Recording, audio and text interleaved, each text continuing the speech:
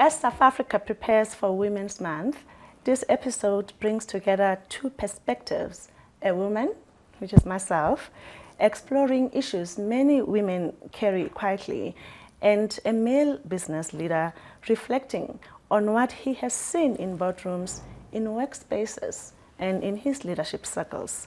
I'm joined today by Teboho Nthoana, a respected business executive, a business rescue leader with extensive experience in corporate turnarounds and strategic leadership across multiple sectors. He's an investor, an entrepreneur, and he sits on several boards. Teboho, welcome to Mesh Podcast. No, thank you for having me. I'm glad you're here. Yeah. If I didn't know better, I would say now this is your home. It actually should be. Eh? It should be. Yeah. It should be your resident. No, absolutely. No, we'll review that contract in those forms. Really happy to have you here again. You've spent years leading companies, sitting in boardrooms and working through some of the most challenging business situations. Correct. What has that experience taught you about people in general and leadership? It taught me that people are a complicated species to start with. And obviously you're dealing with different personalities there. You're dealing with people that have different skill set, different expertise, and that's why from a people's point of view, they'd call the resource, and with that, they need to be assessed differently, and even how from a perspective that you view them, you need to dominate on their strength and be able to identify some of their weaknesses, and even identify how you could best, support them. Because remember, there's people that are more well-spoken than the others, right? And there's those that just talk a lot but no action, and there's those that, don't talk much, but from an action point of view, it's people that are equipped and that so you need to be able to, as a leader, to have that strong character to be able to speak to both people, and most important, have an understanding on the different dynamics of personalities that you're dealing with. And there's also gender dynamics, between men and women, that women are assessed differently, men are assessed differently, which is unfortunate sometimes to a certain extent, but yeah. Sounds like it's hard being a leader. No, it is hard being a leader. And interesting enough, you're saying that yesterday I had a meeting with someone, an executive from one of the banks, very talented man, very good at what they do. And one of the interesting things that they said is the fact that he's happy being a manager or being in management, but more dealing with what needs to be done as opposed to dealing with people. And he says they even at home he had an argument with the partner because the partner says, take up this role, it's a senior role, it pays more, it does this, and and he says no, his character, he doesn't like people much. So then and he cannot have his performance based on other people's performance. So therefore he's better off managing machines and other thing else as opposed to people. Managing people. Do you see? So that's also someone which I respected what they said, because it means they understand self, because as you grow in leadership, not only that you manage resources in terms of resources, but you also manage people. So which sometimes other people don't have that patience to do that. That is interesting. And speaking of those gender dynamics and differences, from your experience as a leader, having led a group of companies, do you think women face a different standard when competing for senior roles? For example, I would say if this is a high stakes role, the example of the gentleman you were talking to yesterday, maybe this is a high stakes role, it's a leadership role, it's demanding, it's going to be demanding, and there's two candidates and that are well qualified and had made it to the end. And then they look, this is a lady, is a woman, probably has young children, Now you start assessing and thinking maybe, you know, with young kids, it can be challenging. Correct. As a primary caregiver, maybe she might, you know, on certain days not be around because the child is sick. Do such things still happen? Unfortunately, they do.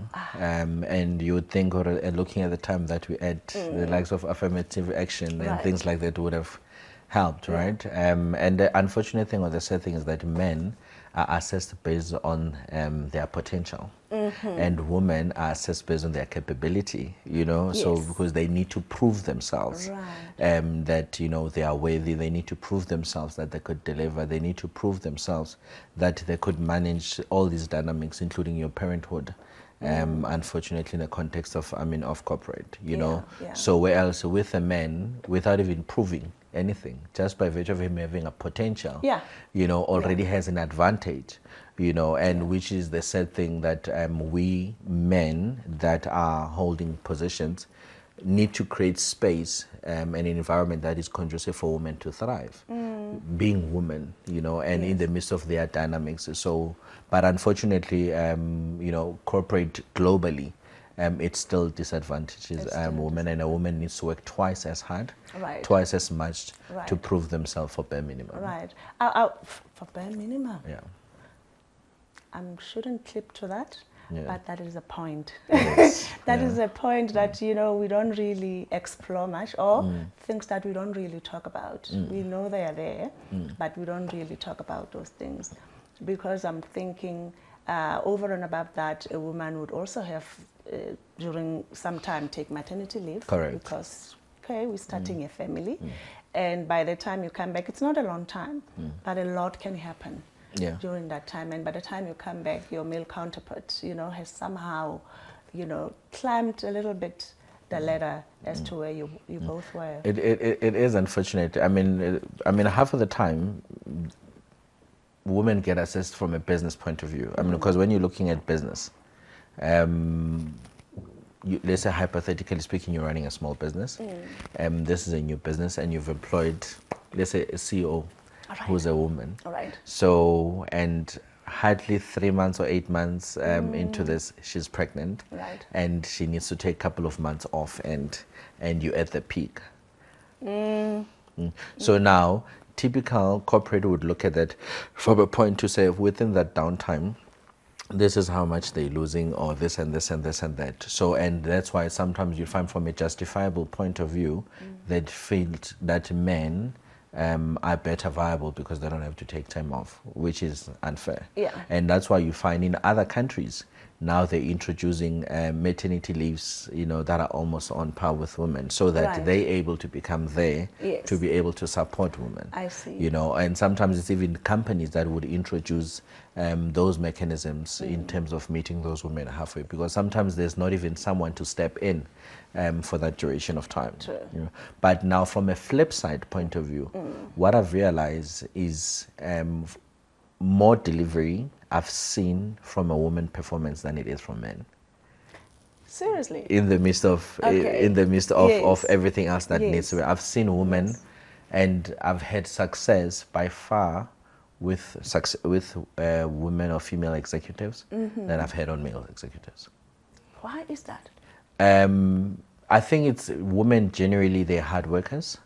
And generally women are perfectionists, and being nurturers, they're always going extra mile. So where else a man just wants to deliver and move on to the next thing. And that's why you'd find sometimes a woman would juggle being a wife, being a mom, and studying. And this time it's work. And she's still able to become a success in all of these things. So I think God, there's a special gift that He gave women that He didn't give to men, because we are unable to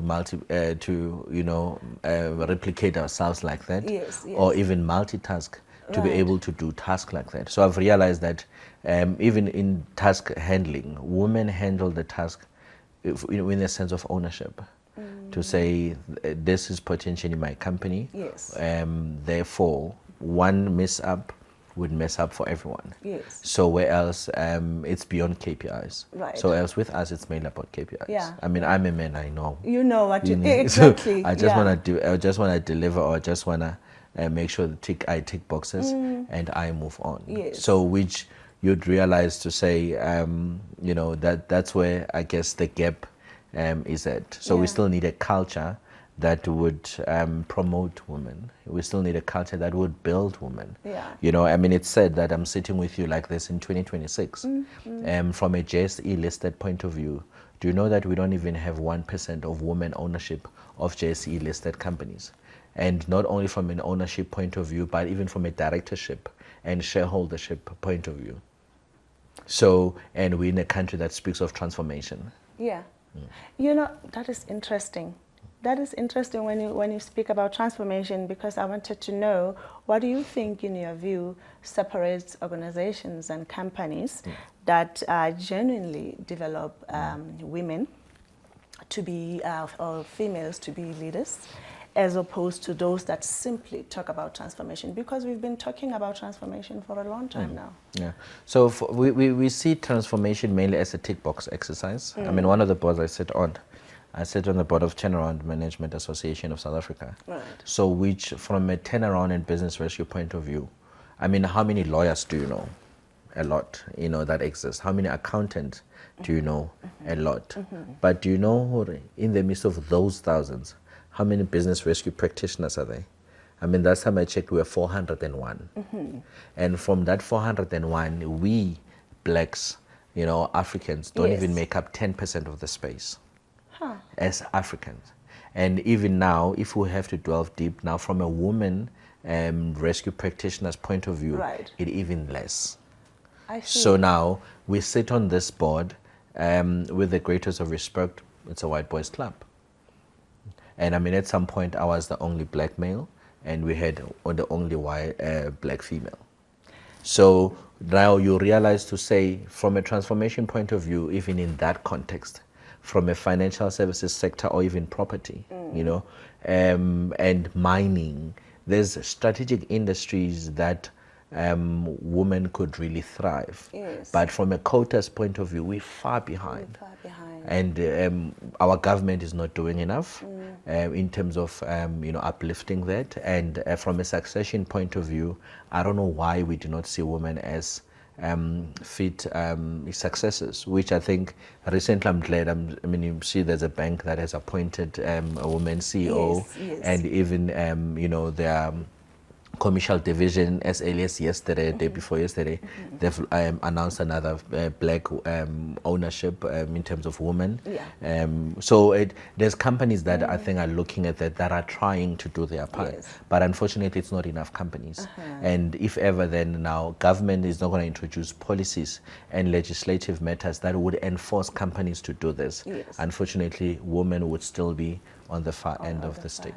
Why is that, though, from a business rescue perspective, that, as you call it, a white gentleman's club, that we are so lightly, for a lack of a better word, represented there? Is it because we are now starting to own business? There isn't a lot of black-owned enterprises out there, and if a business fails, it fails, or we're just not cognizant about the fact of in terms of business rescue? I mean, you'll be surprised. It's beyond business rescue. Like I was counting the other industries that women are not there. So let's start with, I mean, to others they'll say this as controversy, but it's the truth. I'm a citizen of this country, and I'm doing business in this country. I hold executive roles in this country. So the unfortunate part is that there's industries that were ring fenced. So which 1994, when we were getting political freedom, you know, the previous counterparts held economical freedom. So which that was depriving certain industries from being open to masses, and being masses is with the majority in terms of black people. And at this time, women were only seen as people that were fit to be in the kitchen. So therefore, part of the succession, you know, it was like, let's give them political freedom, but we'll hold it with economical freedom. And in the midst of that, it excludes women, and which it's unfair. I mean, the reason now these days, I mean, we've got, you know, the days of Women's Day, for instance, Yes, yes. you know, that's the day that women of this country fought for the rights of this country. Yes, You know, yes. and even back in the days, sometimes when during war, it will be women that will go on the forefront to protect their men. Yes, yes. So, but now it's interesting, now when it comes to economical transformation, you know, we said no, you belong to the kitchen. So which is not fair, Yeah. right? So I think for me it's still a mindset. Yeah. That's why even from a church point of view, how many churches do you know that have women leaders? There's churches that a woman can never lead a church. Yes, It's now that things are starting to change, Yes. but I guess we need more women that would stand up and that refuse to be in the kitchen. We need more women that will take up position, you know, and that would even take up roles that were historically held by men. Yes, You know, yes. and unfortunately is until women fight for women and we as men support women in their fight, Yeah. we're fighting a losing battle. Yeah. So now this thing of now that we're having that it's women against men or indoda must and women yes, as so yes, unfortunately from a bigger picture or in a bigger scheme of things, we're not seeing that as a black child it's setting us backwards. It's not serving us. It's well. not serving us in any way. It's an enemy of progress. Absolutely. We have to change our mindset. We definitely I do. like that. Yeah. And earlier you talked about women and their ability to multitask. And what have you observed in crisis situations that taught you about the value women bring in leadership teams? I mean, the women bring a lot of value in terms of, I think, perspective. Right. We are more transactional, you know, than where else women are more emotional. That's true. And that's why even sometimes from a decision-making point of view, in every business, I can tell you now that if ever you're going to make business decision mainly based on transactions, you know, you're bound to make wrong decisions somehow, you know. But sometimes certain decisions require empathy. Yes. You know, certain decisions sometimes require consideration, and which, from a contrary point of view, that speaks to our constitution. I mean, our constitution in this country protects labor a lot, whether it's in liquidations, you know, the tuning says protect jobs. Yes. Whether it's in business rescue, it says protect jobs. Right. So in these different spheres, it's all about protection of jobs or Right. creation of jobs. Even BEE, it's creating of jobs and Right. this and that. Right. So what is that? That is empathy. Because if ever we didn't care, we'd just make decisions based on, you know, numbers and this and that, and just Transactions fire and close people. the deal and- yeah. And that's why we in a country that, you know, unions are most key in terms of making decisions, whether it's in policy or it's in legislation, you Yes. know. So which that speaks to the core of what women are. You know, it's empathy. Women would think of what my kids need to eat Yes. tomorrow. Yes. I'd rather start for my kids too. That is true. So even from a point of work, so you'd see that empathy to say, women would find to say, how can we save jobs?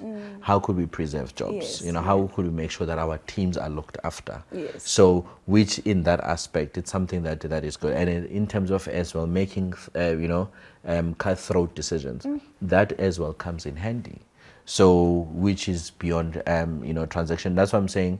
There's an element that I think God has given women that didn't give men. You know, that you need to take those things into consideration. That's why even sometimes in a board mix or in a management point of view, have a mix. Yeah. So that you could have healthy debates. Right. So that you could have transferation of skills. Right. So because even from that point of view, look at even companies that are struggling with succession.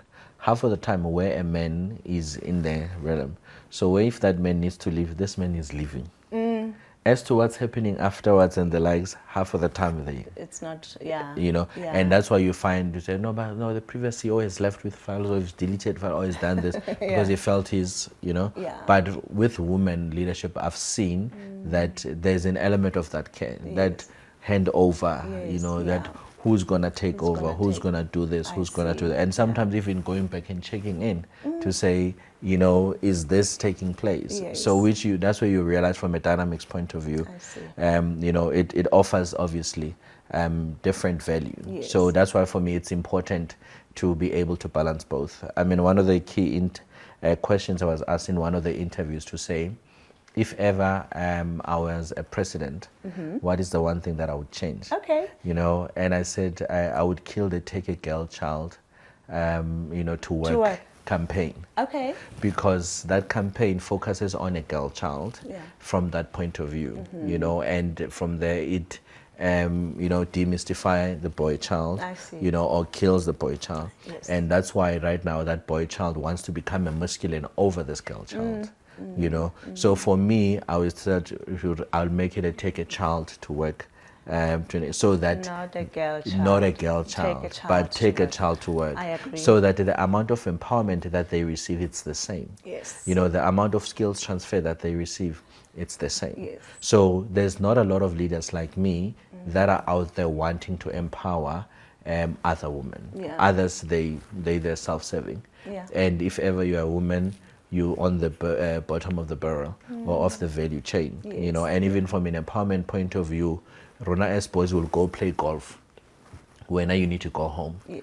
Rona on Friday we go for beers or afternoon drinks, you know. Then when you've got a home to get to, you see all dinner. Yes. So that's where you see that half of the time you'd find as if men or boys are more favored than women are. I see. So where else I think if ever we were to treat you know, them the same, you know, there'll be even an element of empathy on men, because sometimes we don't have empathy because we don't have women empowering or teaching us how to have empathy over a girl. Yes. Because we didn't have the same struggles. You guys were called one side to say, hey daughter, this is how you do a man, and this and this and this, you know. And now we were called by a side and we were told, oh, you cannot be controlled by a woman, or a woman cannot. And that's why even in workplaces, there's people that cannot generally take instruction from women. They struggle to have a female boss. Yeah, you know, that is very important. That is very important because you get groomed early. Absolutely. You know, and it speaks to how you're going to show up in the world. It's exactly as if maybe you're preventing your child from being expressive. You know, if you said, hey, go do something there, and they ask, but daddy, why? And they're not allowed to ask questions. You know, as a girl, they don't ask questions, go do what I tell you to do. They take that with them, and even going to school, in the work environment, they are not expressive. This is where now we see that timidity, being timid as women. And as much as we're exploring this aspects and saying, talking about this important issue, I feel like also as women, it is important also to take accountability. True. You know, on things, yes, we hear all of these things, but some of the things really are within one's control. It just takes one to really recognize that and take accountability and change of mindset. Having said that, with your experience, do you sometimes see highly capable women? And this, I must, you know, admit this one touches close to home for me. Do you sometimes see highly capable women underselling themselves or their ambitions, or even waiting to be invited into opportunities? All the time. Yeah. You know, I see it all the time. And I think one thing that is said in the midst of it as well, I've seen other women shut doors for other women. You know, I've seen women try to destroy other women. Yes. I've seen women, you know, fire other women for being petty, or because maybe they don't like your hair, or because they don't do whatever. So sometimes in the midst of us wanting to talk about transformation as men looking after women, sometimes it's women being a danger to other women, which is sad, you know. And then coming to the question at hand, I unfortunately all the time see women underselling themselves. And that's why with women in my life, I try to reassure them. You know, with women in my life, I try to tell them that you deserve the best. You know, and with women in my life, if an opportunity lands on my table, I'll pick up the phone and say, hey friend, you know, or hey sis, this is what's happening, you know, or this is whatever. So that it become engraved in them that they deserve the seat. They deserve better. They, you know, whether it's even board sittings. I recommend women, you know, to say, you know, there's this woman, she's good at this and this and that, or there's potential there. Yes. You know, you need to work on the potential and the like. So obviously, sometimes you realize that it's a mindset. And with some women, I've realized it's a trauma response, that you grew up being spoken down on. Right. And therefore, when you need to go out there, you know, that confidence is not there as it is. And that's why I think this also needs to be a lesson to us partners, Yes. and other potential partners, or husband or wife, Yes. or boyfriends, Yes. to reassure your person. You know, speak life into them, encourage them, pray for them, or do whatever that you can to build them. You know, and from a woman's perspective as well, you know, to say nourish that, you know, take that and whatsoever, because sometimes you find men that want to do that, you know, and now that once this person is empowered, then wants to dismasculine this man. Yeah. And that's why sometimes you'd find that there's conflict. I see. So, which I think it's a Does role that happen. we need to both play, True. as both genders, to really try and grow women. But I think it's something that women need to encourage other women. True. Women need to speak life into other women and try to grow them, Yeah. you know. So that's why for me, even from a point of in interviews, where there's interviews, and I can see, oh, this person knows what they're talking about. Sometimes it's language. They cannot express themselves.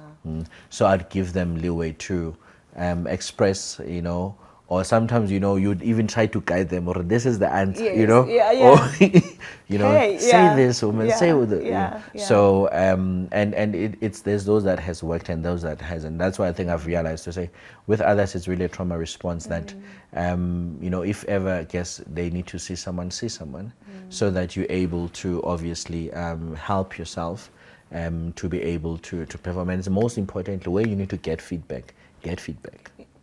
You know, half of the time I've had more male employees come to me and say, how am I performing?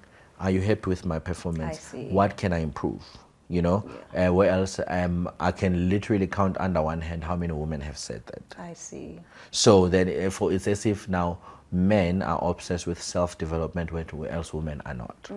You know, it's as if women are survivalists, which is not the case. Yeah. So others, it's just a question of expressing. Yeah. You know, others, it's just a question to say, you know, can I ask this person and can I do whatever? Yeah. And we cannot obviously as well shine down on the fact that there's men that take advantage of that. Yeah. You know, there's men that take advantage of women that are vulnerable. Yeah.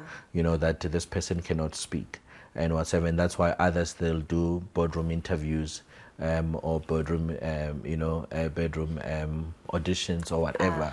So which now you'd find that, you know, because of how that person is raised, you know, others they're raised to say a woman is, you know, perhaps the lowest person in the value chain. Yeah. So therefore, you do not take women We serious. get called the weaker sex. Yes, you know, and that's why I think others, you know, even from a man's point of view, they struggle.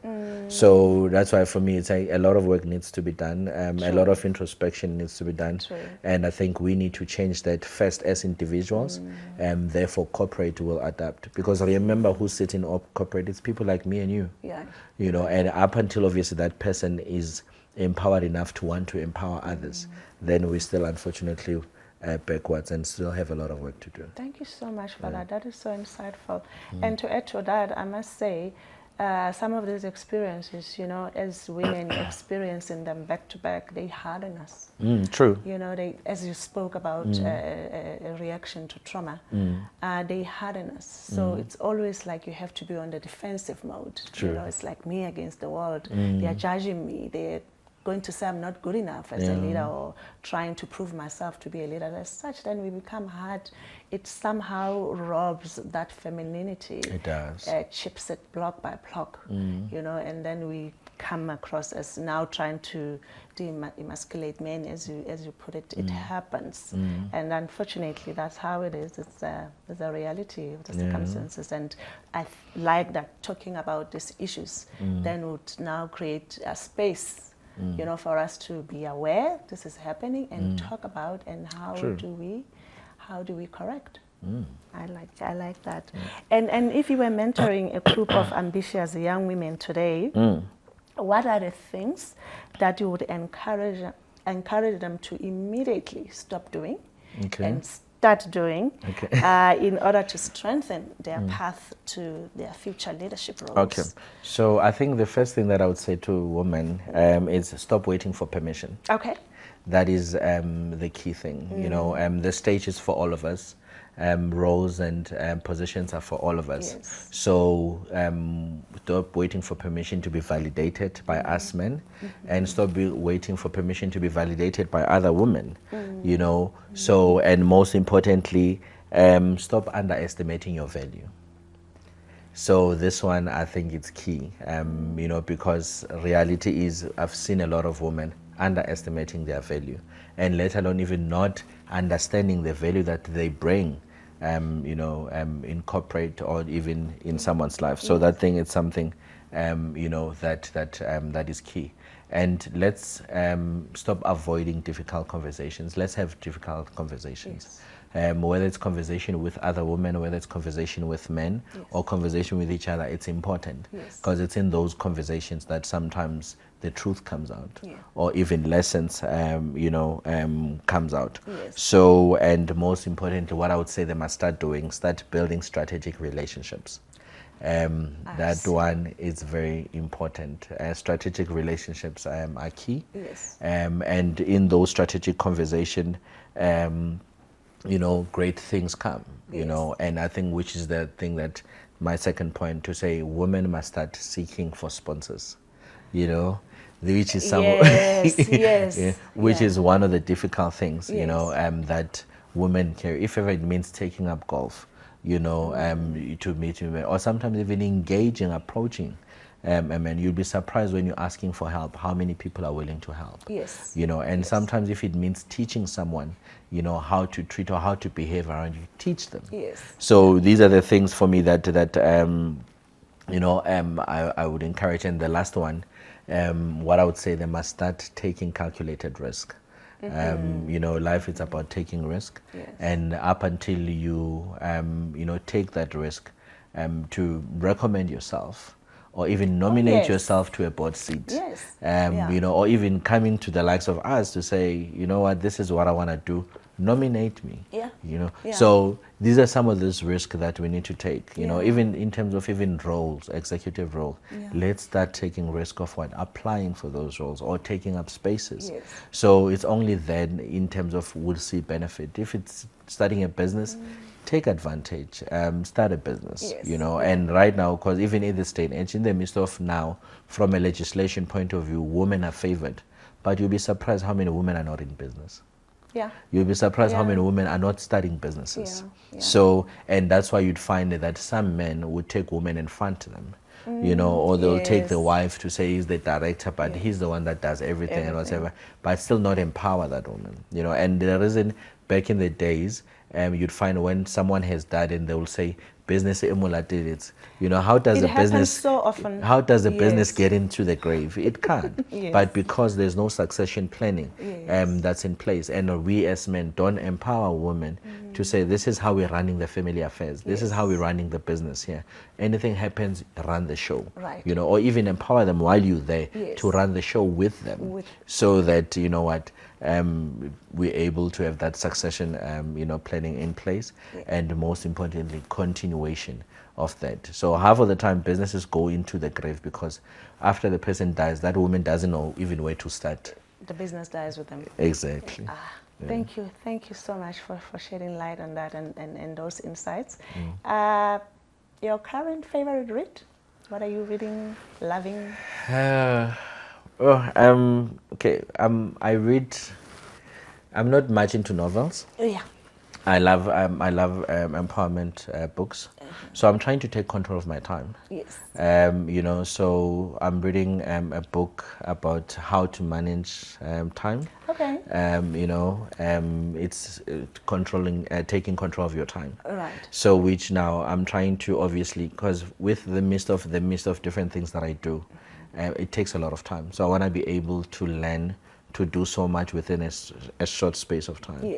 So which I've realized that for the longest of time I'm not in control of my time. So which is something that you know, I'm reading, and I know that I need to read more books. Yes. But because now I'm busy with my PhD, I read more articles. And all the best. Yeah. All the best to No. that. No, read those articles. Yeah, Books, I read we more will always articles. read books. Yes, yeah, I love reading articles and Yeah. researches. I think I read Yes. those more than books. Those ones I could give you a dozen. Yeah, But once I'm done, I'll go back to reading I know, more books. I Yeah. know. It's a tough journey. Yeah, It's a tough journey, and when you're talking about time management, it's very crucial there. Yeah. Really, to get hold of your time, or else you'll be doing your PhD for 10 years to come if you're not careful. But that is not the case with you. Yeah, no, Could absolutely. never No, be. it can be. It can be. Yeah. No, Teboho, thank you. Thank you really for joining us and bringing such valuable boardroom and leadership insights into this conversation. I really appreciate you. We appreciate you. No, thank you very much. And I really pray and hope that women have listened and have heard, and they'll start taking up space. I think after today, and really take charge, because we need more women. In the JSE, we need more women across the different industries. Yes. And you're not gonna wait for a man to come pick you. They shouldn't. So, but they should lift their hands and volunteer to take up space. And there are a few men like me out there, and women that are willing to empower other women. And they should take advantage of that. Thank you. One thing that stands out for me from this conversation is that these discussions and conversations need to continue in spaces where women can connect, reflect, and support one another, as we've just discussed. And that is why I'm excited today to share that Magogo's Lifestyle Lounge right here in Zachariah Park will be closing off Women's Month with a special community-centered initiative, a high tea, a long table discussion with a respected female keynote speaker to be announced very, very soon. This will be happening alongside women from across different industries and stages of their careers. That afternoon, where we'll be closing off Women's Month here at Magogo's Lifestyle Lounge, will focus on leadership, personal growth, resilience, the experiences women carry both at work, at home, and within themselves. If this conversation has sparked reflection for you, I invite you to join us for what promises to be an inspiring and meaningful close to Women's Month, which is the upcoming month of August.